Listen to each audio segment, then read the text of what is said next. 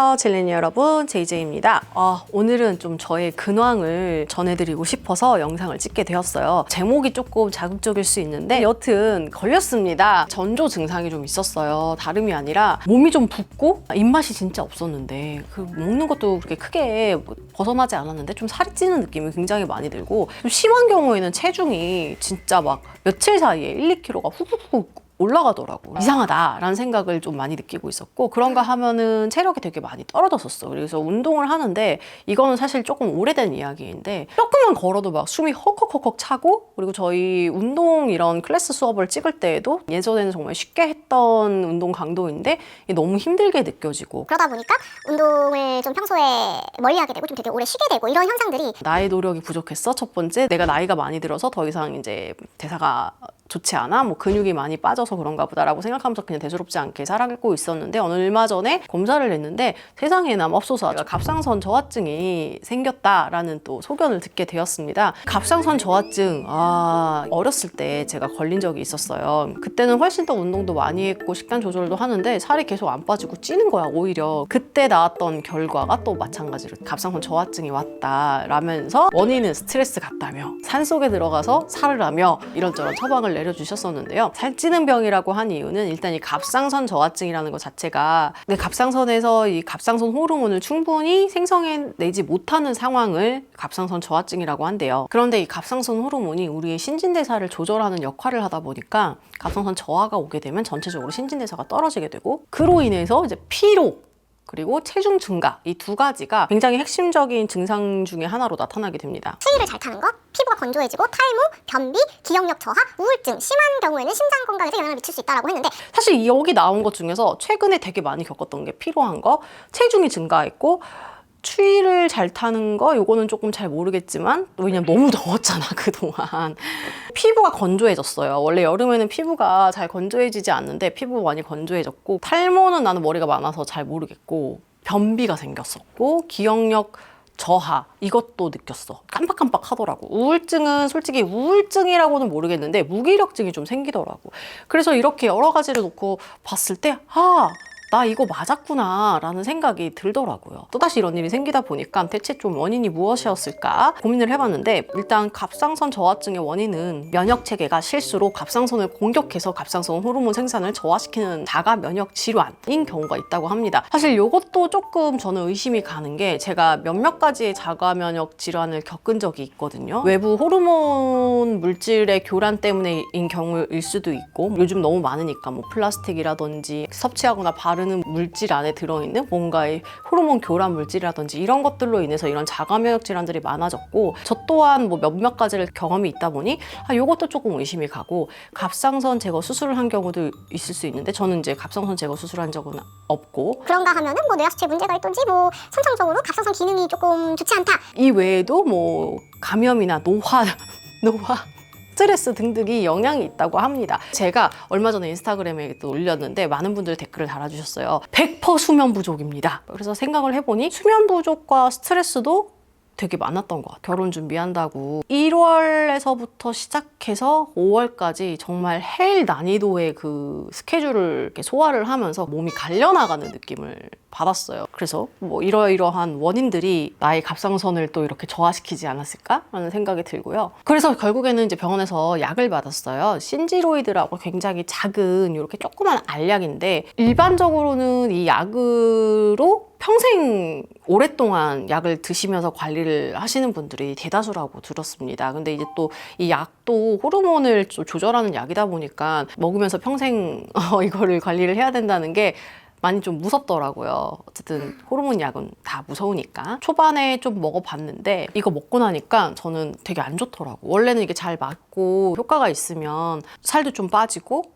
붓기도 좀 빠지고 다시 필요한 것도 좀 좋아진다고 하는데, 저는 약 먹고 나서 오히려 컨디션이 더 안 좋았어요. 그래서 고민을 하다가 핵심이라고 생각했던 거, 스트레스와 수면 관리, 그리고 생활 습관 개선, 뭐 음식 관리 이런 것들을 좀 더 체계적으로 신경 써서 해보자라는 결심을 하고 또 실천을 하기 시작했습니다. 예전에도 한번 경험이 있었기 때문에 그때도 보니까 스트레스와 그 나의 강박과 뭐 이런 것들이 조금 더 놓아지고 몸이 좀 편해지고 하니까 금방 괜찮아졌거든요. 그래서 이번에도 아마 그런 이유 때문이지 않을까 싶어요. 싶어서 이제 그런 것들을 관리하는 좀 삶을 다시 살려고 하고 있습니다. 저처럼 이렇게 약 처방을 받아야 할 정도까지 어느 정도 이렇게 발현이 되고 나면 사실 되게 피로해져서 발휘했던 체력이 한 10이라면 5밖에 사용을 못하는 것 같아요. 평소에는 일도 하고 운동도 하고 촬영도 했는데 요즘에는 솔직히 말하면 일할 그 에너지도 없고 간신히 강아지 산책도 시킬 수 있을까 말까 정도까지다 보니까 언감생신 나의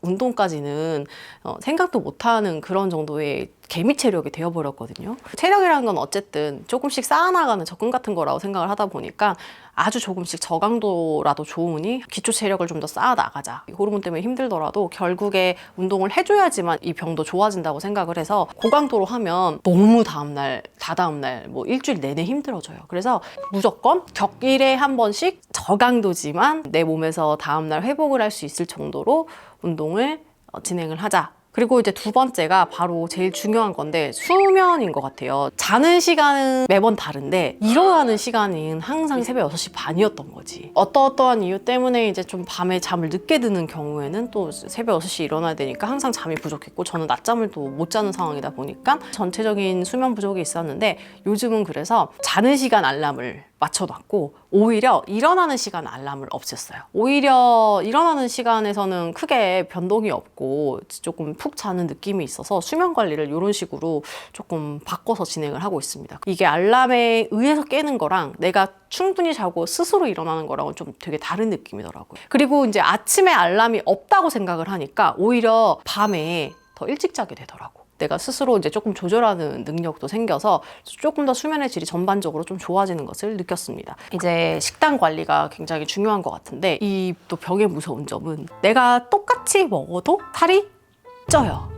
좀 억울하지만 내가 똑같이 먹으면 안 되고 유지기 때보다 조금 더 타이트한 식단을 진행을 하기로 결심을 하고 실천을 좀 했는데 이게 효과가 있었습니다. 보통은 처방약을 먹어야지만 조금 살이 빠지고 예전 경험을 좀 뒤돌아 봤을 때에도 이게 무슨 짓을 해도 살이 잘 안 빠졌는데 식단을 조금 진행을 하니까 확실히 붓기도 좀 빠지고 전체적으로 몸이 가벼워지는 느낌을 느꼈는데요. 첫 번째는 이제 가공식품 당연히 안 먹는 거. 가공식품에는 설탕도 많이 들어있고 특히 설탕이 갑상선에 되게 안 좋다고 하더라고요. 신선한 신선식품 위주로 먹되 평소에 제가 하지 않는 것 중에 하나 나트륨을 평소에는 신경을 안 쓰고 진짜 먹고 싶은 만큼 다 먹었는데 요즘에는 나트륨 제한을 조금씩 하고 있어요. 아무래도 저염식을 먹다 보니까 조금 더 신진대사가 빨라지는 느낌이 들어요. 왜냐하면 갑상선 저하가 오게 되면 전체적으로 대사가 좀 떨어지다 보니까 음식을 먹었을 때 이 음식물을 에너지로 바꿔서 처리하는데도 어려움을 느끼게 되더라고요. 그래서 이런 경우에 조금 더 빨리 신진대사를 돌릴 수 있는 음식들 위주로 제공을 해줬는데 예전에는 조금 헤비하더라도 지방이라든지 나트륨은 전혀 이제 관심의 대상이 아니었는데 요즘은 조금 퀵하게 좀 소화시킬 수 있는 탄수화물이나